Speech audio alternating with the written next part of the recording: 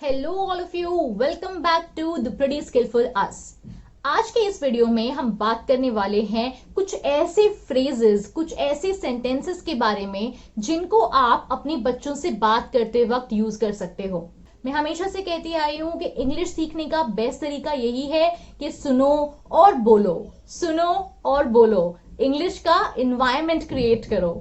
वही करने वाले हम आज के वीडियो में, इंग्लिश का इन्वायरमेंट क्रिएट करने वाले हैं। तो अगर आप एक पेरेंट हो तो इस वीडियो को एंड तक देखना, और अगर आप एक स्टूडेंट हो और इंग्लिश सीख रहे हो तो ये वीडियो अपने पेरेंट्स को जरूर दिखाना।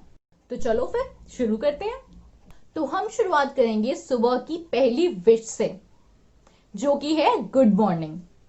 तो जब बच्चा सुबह सोकर उठे तो हम कहेंगे गुड मॉर्निंग सन, या फिर गुड मॉर्निंग स्वीट हार्ट, या फिर गुड मॉर्निंग सनशाइन। दूसरा फ्रेज है बच्चे के ब्रेकफास्ट के बारे में।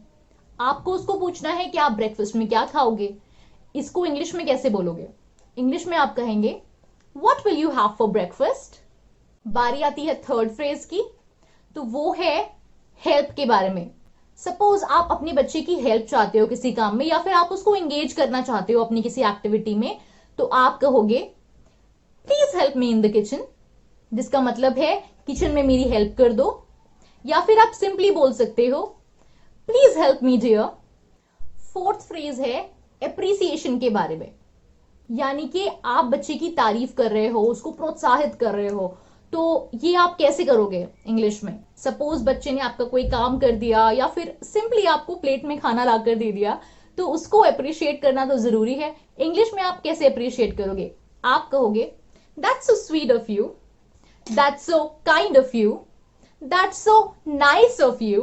नंबर फिफ्थ फ्रेज, जो कि है कि अगर आपको बच्चे को कहीं बाहर लेके जाना है या फिर उसके साथ कोई गेम खेलना है, तो आप वो चीज कैसे बोलोगे? सपोज आपको उसके साथ लूडो खेलना है, तो आप इंग्लिश में बोलोगे come on let's play ludo. या फिर अगर आपको बोलना है कि क्रिकेट खेलने जाना है, तो आप कहोगे come on let's play cricket. या फिर आपको सिंपली एक वॉक पे जाना है, तो आप कहोगे let's go for a walk.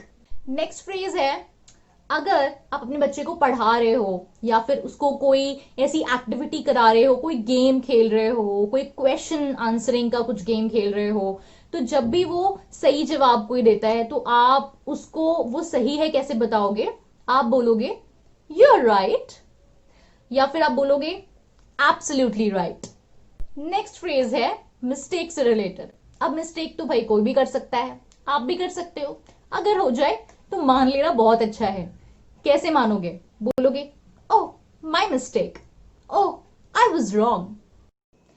अगला फ्रेज है अगर बच्चा होमवर्क कर रहा है, या फिर कोई मैथ्स की एक्टिविटी या कोई भी सब्जेक्ट से रिलेटेड कोई एक्टिविटी कर रहा है, आप उसकी हेल्प करना चाहते हो, तो आप उसे कहोगे कैन आई हेल्प यू, या फिर मे आई हेल्प यू।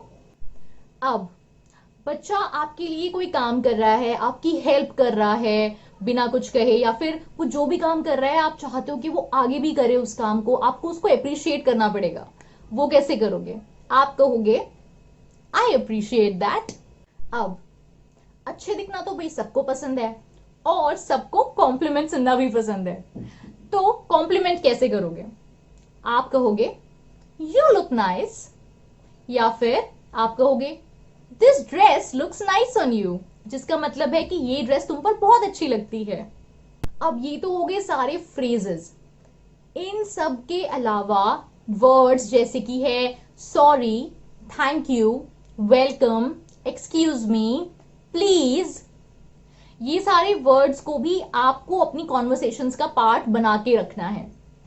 कोशिश करनी है कि ज्यादा से ज्यादा आप इंग्लिश के जो भी आपको फ्रेजेस हैं, जो भी आपने अभी देखे, वो सारे के सारे आप ज्यादा से ज्यादा अपनी कॉन्वर्सेशन में यूज करो। अब मैं आपको कुछ टिप्स देने वाली हूं। पहली टिप ये है कि अगर आप एक पेरेंट हो और आप इंग्लिश में थोड़े से कमजोर हो, लेकिन आप चाहते हो कि आपके बच्चे जो हैं वो इंग्लिश में बात करें, उसके लिए शुरुआत आपको करनी पड़ेगी। ये मत सोचना कि भाई हमें तो इंग्लिश आती नहीं है, हमने इंग्लिश मीडियम स्कूल में एडमिशन करा दिया है, वहीं सीखे वहीं बोले। ऐसा कभी नहीं होने वाला। लैंग्वेजेस बच्चे हमेशा सबसे बेस्ट तरीका अपने घर से ही सीखते हैं। तो अगर आप उनके साथ इंग्लिश में बात करोगे, अगर आप शुरुआत करोगे, तो उनके लिए आसान हो जाएगा इस लैंग्वेज को सीखना। और एक तरीके से आपके लिए भी अच्छा है, क्योंकि आप भी सीख रहे हो और उनके लिए इंग्लिश का एनवायरनमेंट क्रिएट कर रहे हो, जिसकी वजह से उनके लिए आसानी हो जाएगी उस लैंग्वेज को सीखने में। Tip number 2, take baby steps. इसका मतलब है कि छोटे छोटे स्टेप लेते रहो, इंग्लिश सीखते रहो। ये नहीं है कि एक बार में 50 फ्रेजेस सीख लिए, 50 सेंटेंसेस, 100 फ्रेजेस सीख लिए। और जैसे कि मैंने भी इस वीडियो में आपको सिर्फ 10 फ्रेजेस बताए हैं, ठीक है, मैं आपको 100 भी बता सकती थी, 50 भी बता सकती थी, वीडियो मेरा लंबा हो जाता, ठीक है। और आपको ऐसे बहुत सारे यूट्यूब पे वीडियोस मिल जाएंगे और बहुत जगह ऐसे वीडियोस मिल जाएंगे जिसमें 100 फ्रेजेस दिए होते हैं। एक बार में आप पूरा वीडियो देखो, क्या फायदा, एंड में आपको याद सिर्फ 10 ही रहने हैं, ठीक है। तो थोड़ा थोड़ा याद करो, क्वालिटी पे फोकस करो, क्वांटिटी पे नहीं। ये नहीं है कि 50 फ्रेजेस एक बार में सीख लिए, अब 50 के 50 इंप्लीमेंट करने की कोशिश हो रही है, भूल गए बीच में, फिर अटक रहे हो इंग्लिश बोलने में, तो फिर बस ठान लिया कि भैया हमसे नहीं हो पाएगा ये तो। इसीलिए छोटे छोटे स्टेप्स लो, सीखते रहो धीरे धीरे। आज 10 सीखे, 10 इंप्लीमेंट कर लो, जब फिर अगले 10 सीखना। मैं भी इस तरीके के वीडियोस और लाती रहूंगी आपके लिए, और ज्यादा फ्रेजेस मैं इंट्रोड्यूस करती रहूंगी, लेकिन आपको अपनी जर्नी कंटिन्यू रखनी है छोटे छोटे स्टेप्स लेते हुए। और आप नोटिस करोगे कि जब आप थोड़ा पढ़ोगे ना, जब आप 10 सेंटेंसेस या 5 सेंटेंसेस से स्टार्ट करोगे ना, आपको याद रहेंगे वो। अगर आप एक बार में 100 याद करोगे ना, आपको नहीं याद रहने वाले। इसलिए छोटे छोटे स्टेप्स लेने हैं। तीसरी टिप ये है कि आप जब इंग्लिश बोलो, या फिर आपका बच्चा जब इंग्लिश बोले, या फिर घर पे कोई भी जब इंग्लिश बोले, गलत या सही, आपको सपोर्ट करना है। आपको ये नहीं है कि आप उस पर हंस पड़े या फिर उसकी गलती तुरंत पॉइंट आउट कर दी।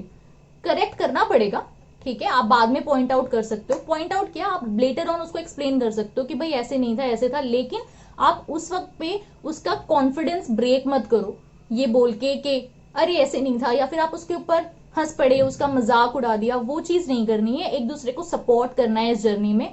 घर पर इंग्लिश का एनवायरनमेंट क्रिएट करना है। जब भी कोई इंग्लिश बोले, आपको उसको अप्रिशिएट करना है, सपोर्ट करना है। बाद में अगर कोई गलती हो जाए, आप उसको करेक्ट भी कर सकते हो, लेकिन इंग्लिश का फ्लो रोकना नहीं है। आगे बढ़ते रहना है, सीखते रहना है विद द प्रीटी स्किलफुल अस। मैं ऐसे वीडियोस आगे भी लाती रहूंगी, तो आप सब्सक्राइब कर लेना, बेल आइकन हिट कर देना अगर आप ऐसे ही और वीडियोस देखना चाहते हो तो। अगर ये वीडियो अच्छा लगा तो लाइक कर देना। कमेंट सेक्शन में मुझे जरूर बताना कि क्या क्या आपने सीखा, कैसा आपका एक्सपीरियंस रहा। और अगर आपको ये वीडियो बहुत अच्छा लगा और आप चाहते हो कि सब इससे इंग्लिश सीखें, तो आप इसको शेयर जरूर करना।